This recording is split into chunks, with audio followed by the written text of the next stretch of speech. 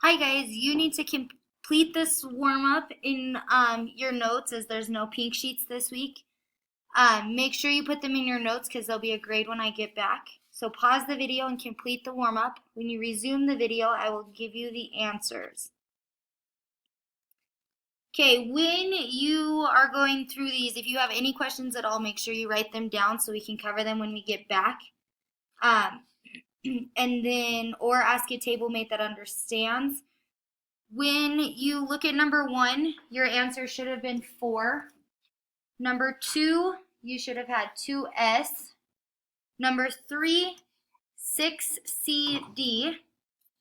Number 4, when factoring, you should have had 12 times the quantity of 3x plus 2. 5, you cannot factor. And 6, you should have had 2 times the quantity of 7x minus 8y. Today, you will be working on solving equations, which is the basis of algebra, so you need to make sure that you take very good notes.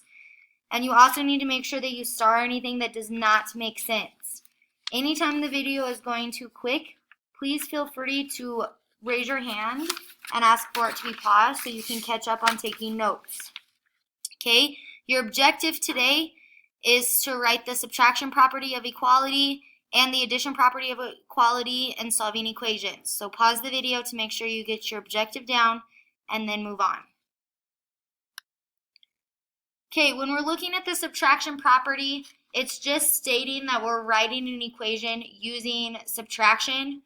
So even though we see a subtraction sign, we're going to end up using the opposite, and same with addition. So you need to know for the subtraction property that it's writing an equation using subtraction.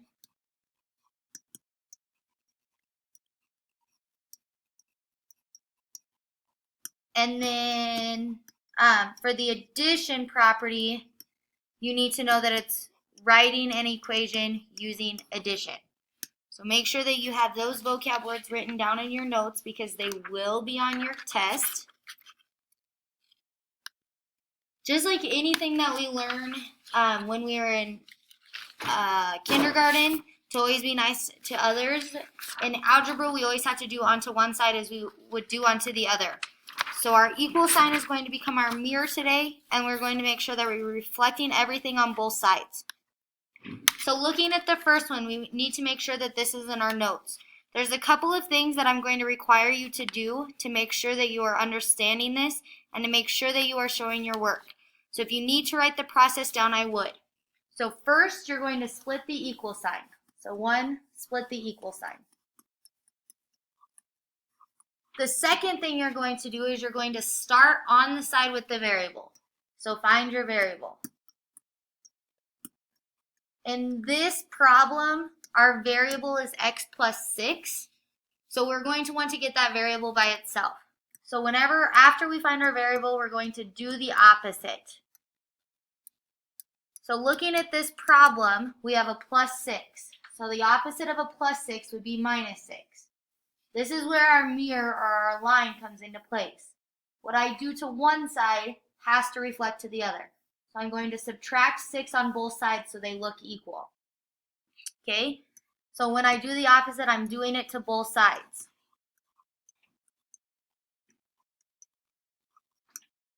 A positive 6 and a negative 6 we've known has canceled out. So this is what we want. Those go away, and I'm only left with my variable.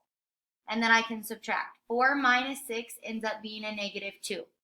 Okay? Your last and final step, which is going to be a requirement because it will be worth points on your test, is you have to check. In order to check, I'm going to take what my answer is and substitute it back into what my variable is. So it's my sports player. I can only substitute in what is equal to my other player. So my point guard for my point guard, my setter for my setter, any of those analogies that we've already used. So for my check, I'm going to write negative 2, that's what I substituted in, plus 6 equals 4. Is negative 2 plus 6 4? Yes, so it is a true statement. If you get something besides 4, then you need to go back and you need to redo the problem because you have done something wrong. So you should never get any of these wrong if you are doing it correctly. Okay, so you need to remember this 1 through 5 steps, so write them in your notes. Pause the video, make sure all of this is written into your notes before you move on. Okay, this one we're doing the same steps. So the first thing I'm going to do is I'm going to split my equal sign. The second thing I'm going to do is find my variable. So I found my variable and it's a b. Then I have to do the opposite to make sure my variable is by itself. So subtract 8, and I'm going to do that on both sides so they look alike. A positive and a negative end up canceling each other out, so that goes away, and I'm only left with b. A negative 5 minus 8, since they're the same integers, I have to end up adding. So I get a negative 13. This is where some of you have been getting 3 or something that is not correct. So that's where our check comes into place to make sure you are doing it correct. So to check, I'm going to plug in the answer I got for my variable back into my problem. So I'm going to rewrite everything with the new constant. So negative 5 equals negative 13, that's my substitution, plus 8. So negative 13 plus 8. That is a negative 5 because with two opposites I subtract, and that does equal what I wanted it to equal. So they do check out, and I am able to move on. This is where you have to make sure that you really know your integer rules. So if you're still struggling with that, you need to make sure you're practicing because they are not going away. Okay, this one more practice, and then I'll let you do some on your own. The first thing you're going to do, split your variable, or split your equal sign. Find your variable, and then do the opposite. So the opposite of minus 2 is plus 2, and I'm going to do that on both sides. These cancel each other out, so I'm left with x equals 3. Okay, so this gives me my answer that's only going to be worth half a credit. In order to receive the full credit on any of your quizzes and tests, you have to show your check. So I'm going to substitute back in. 3 minus 2 equals 1. I don't need the parenthesis, but it's a good habit to get into because what you substitute back in when we get further down the road, you're going to have to be doing something different with it in the beginning. So substitute in, showing parentheses to show what you substituted in, and then you can solve. So 3 minus 2 is 1, and that is what I'm looking for. So it checks out. Okay. Pause the video and do these 3 on your own, and when you come back, I will give you the answers. Okay, welcome back. When your first one, you should have gotten y equals 6. If you need to go through the process, ask Mrs. Jackson to write it on the board because she has the answer key and she can show you how it works, or ask a table mate who understands. For the second one, you should have gotten c equals negative 16. Okay. And for the third one, you should have gotten z equals 20. Make sure that if you're not understanding these, you mark a star next to them, because in order to be successful in any higher math class that you take, you have to understand this and you have to know it. It is going to become just like addition and subtraction of integers. It is not going away. Okay? So with anything that we do, we always have to add word problems. So an angelfish can grow to be 12 inches long. If an angelfish is 8.5 inches longer than a clownfish, how long is a clownfish? So I know for sure that my angelfish is 12 inches long, okay? And it's 8.5 inches long than a clownfish. So my clownfish plus the 8.5 is going to give me my total, okay? So I'm writing I'm writing an equation using addition, and there's going to be a lot that ask you to do this, okay? Yes, I know that we could do 12 minus 8.5 and get my answer, but you have to show the equation. It asks you to set one up. It asks you to write one, so you have to write one, okay? Same process. Split my equal sign. Subtract 8.5. from both sides. My 8.5s cancel, which is what we want. And then C equals 3.5 inches. Do not forget your label. Okay? And then to check, I'm going to plug 3.5 back in, plus 8.5. Does that equal 12? Yes, it does. So I'm ready to move on, and I know that I have it correct. Okay?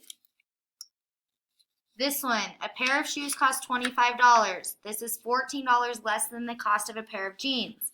Find the cost of the jeans. So if we were asked to set up an equation, we know that our shoes is equal to 25. Okay? We know that this is $14 less than my jeans. So my jeans minus 14 is giving me my pair of shoes. So, and then I can solve my equation.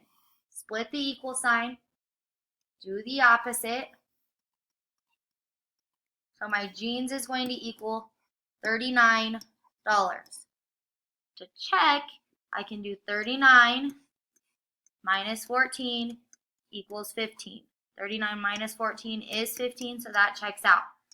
If you know that the jeans, if you get a number like your jeans only cost $13 or $11, you know you probably did something wrong because they're saying that your shoes are less than your jeans. So you know that you have to change that. Okay? You need to complete these next two on your own. So pause the video, write the equation, write the answer, and then I will come back and give you the answers. Okay, for the first one, you should have gotten A plus 6 equals 11. And then when you solved this, you should have gotten A equals 5 ounces. Okay? The second one, you should have gotten B minus 11 equals 32. And then you should have gotten that the brother practiced for 43 minutes. Okay? Make sure you're not forgetting your labels. You can even go back if you want it to be advanced on that proficiency scale and state what each of those variables are equal to. So in this equation, B equals brother, or I'm going to put bro, and A equals apple. Okay? The more practice you get and the better habit you get into, you will understand this, and it'll make more sense to you. Your homework tonight is page 441 and 442, all of them. Make sure you have them complete and you are ready to bring it in on Thursday or Friday, depending on when you watch this video. And you'll go over the answers to the homework before you start your next lesson.